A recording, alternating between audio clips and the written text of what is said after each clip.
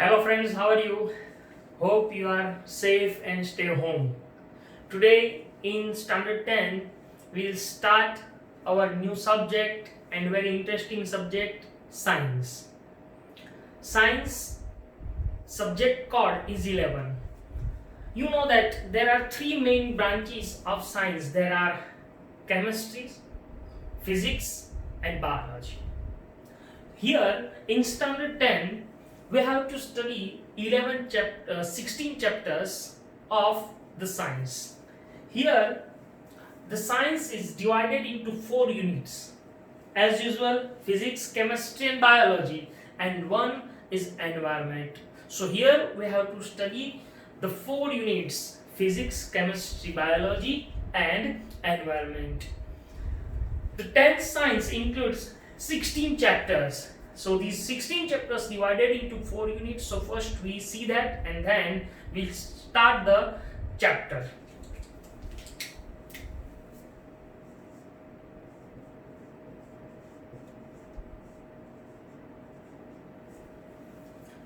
As science is divided into 4 units,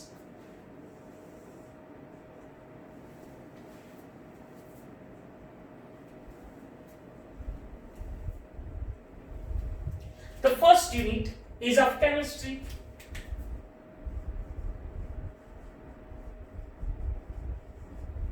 The second unit is of biology. The third unit is of physics. And the fourth unit is of environment as well as energy.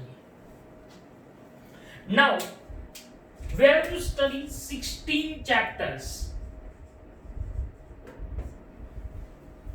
So from these 16 chapters, the first 5 chapters are of chemistry. Chapter number 1, 2, 3, 4 and 5.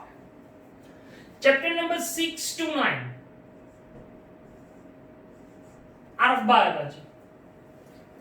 Chapter number 10 to 13 and chapter number 14 to 16 of environment or energy.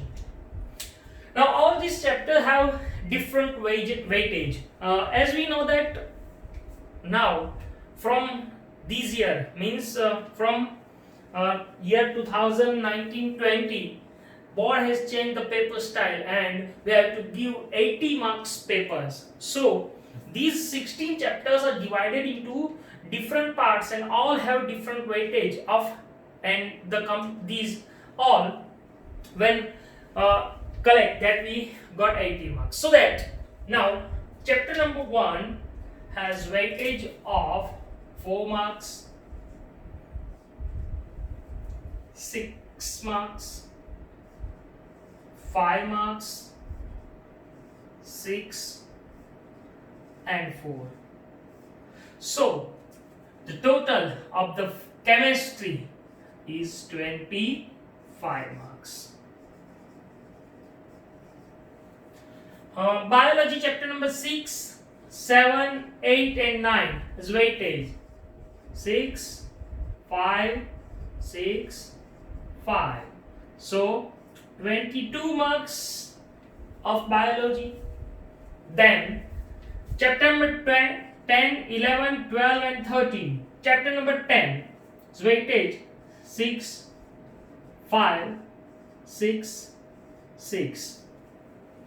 So the weightage of physics is 23. And environment and energy 4, 3, 3. So 10 marks. So 25 plus 22 plus 23 plus 10 is of 80 marks.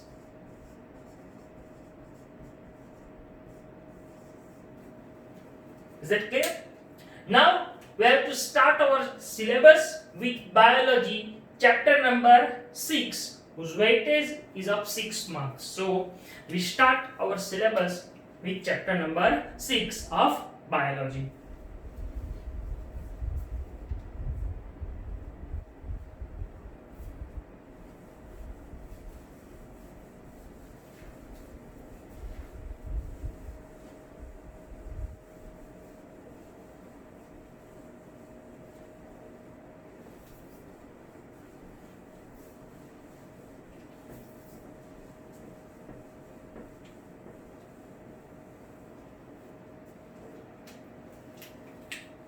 Chapter number 6. The name is life processes.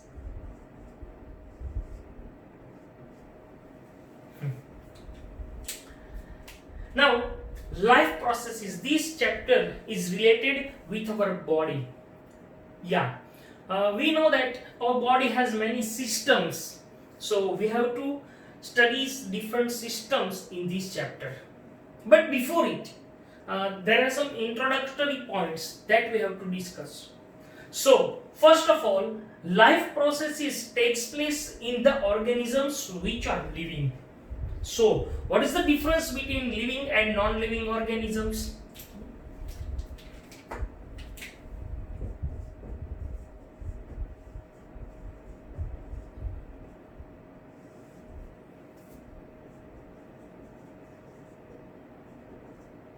What is living organism and what is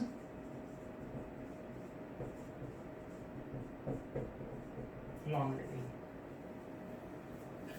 See, living organisms. So, if we see that dog is running, then the cow is chewing the cud,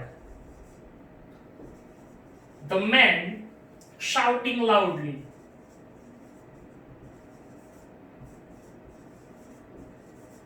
in the street. So these all are the examples of living. Why? Because they show the movement. Okay, but what happened if these dog, cow and man asleep? They were asleep. Then how you can define they are living?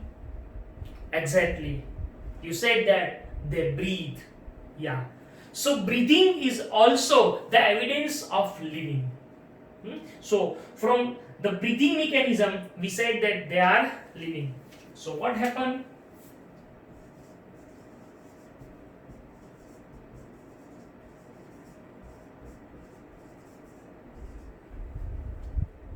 So what happened if they sleep? Yeah, we said that the breathing. They breathing. That's why they are alive. So what about the plants? Are they living or non-living? Plants are also living.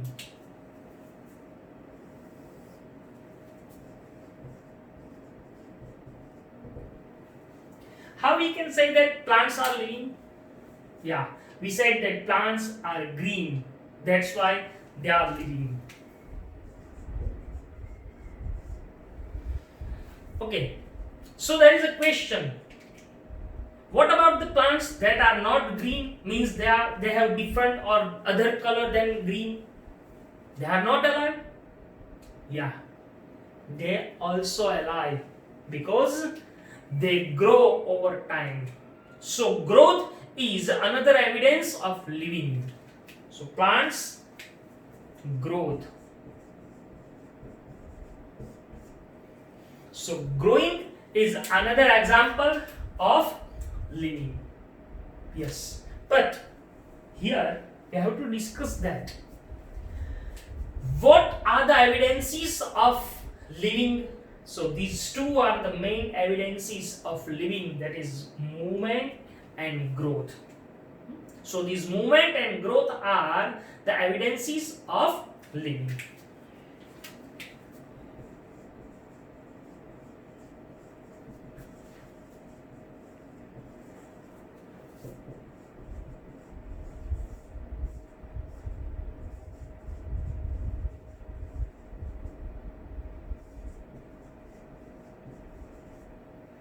movement and growth.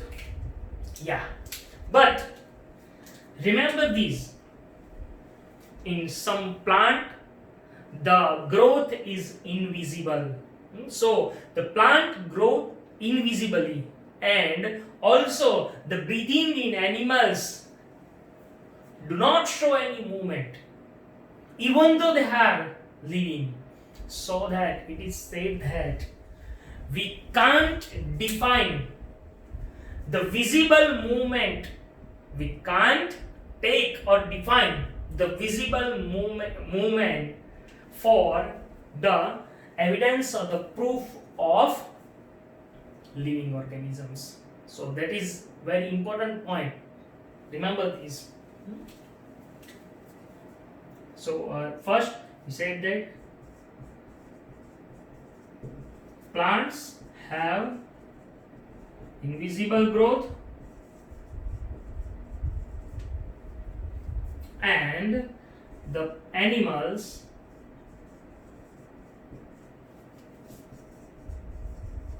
breathe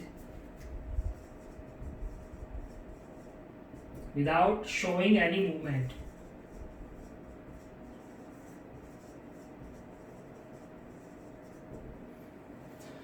So that we said that the visible movement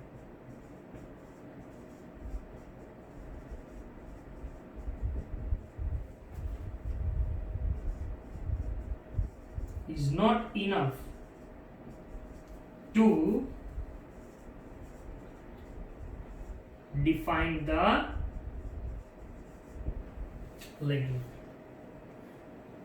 Okay, then as we know that there are some molecular movements where there are some invisible movements takes place in cells. So these invisible movements are also important for living organisms.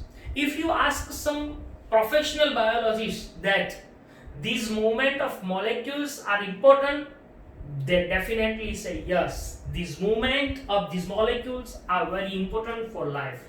How? For example, virus. As we know that viruses do not show any movement when they are in the atmosphere, but when they infect the cell or when they enter in the host, they show the movement, they show the molecular movement, and that's why they act as living. But here the viruses are said the connecting link between living and non-living organisms, because of there is a controversy in virus that they are living or non-living. So we have to remember this point, that viruses are the connecting link between living and non-living organisms. So what about the movement takes place at smaller scale?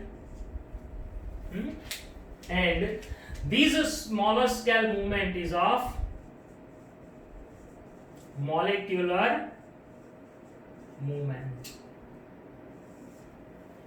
So these molecular movements also important for living organisms.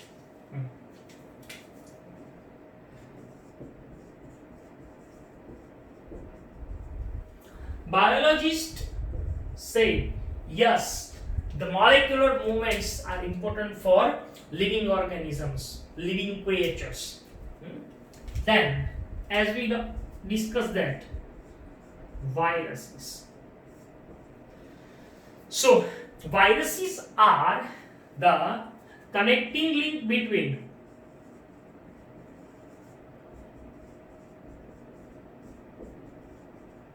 living and non-living organisms. But viruses do not show any molecular movement when they are in atmosphere. But when viruses infect the cell that we called host, then they show the movement.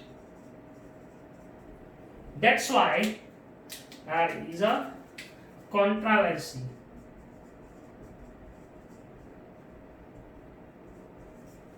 That viruses are living or not. These molecular movements are very helpful in the very well developed organisms or well organized organisms. Why? That we discuss here.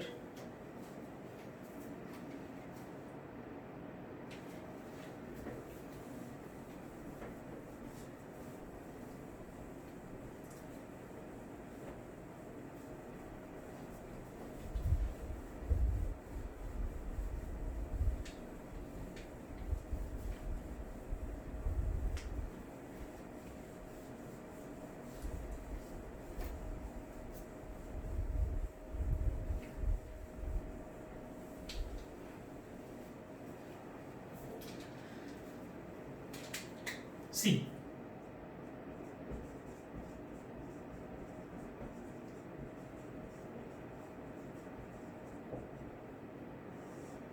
the molecular movement. So, well organized organisms. See, well organized organisms possess tissues. Okay, tissues are made up of cells, and cells are made up of smaller components, and these smaller components made up of many so on smaller components. Is that clear? So that this order must be maintained. Why? Because the environment plays an important role to damage it, to break down it. So, breaking down of this structure leads into death of the organism. So, environment plays an important role, and that's why all the living creatures or all the living organisms must have to follow or perform two basic things, that are first maintaining and second repairing. So, maintaining and repairing are two major things that all the living creatures have to follow. See, the environment plays an important role to breaking down these things, and that's why all the living creatures must have to first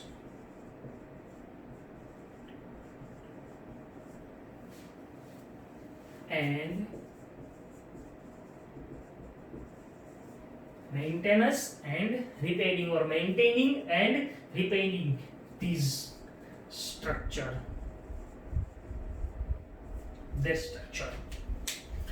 and all these structures in living organisms are made up of small molecules, and they are around us.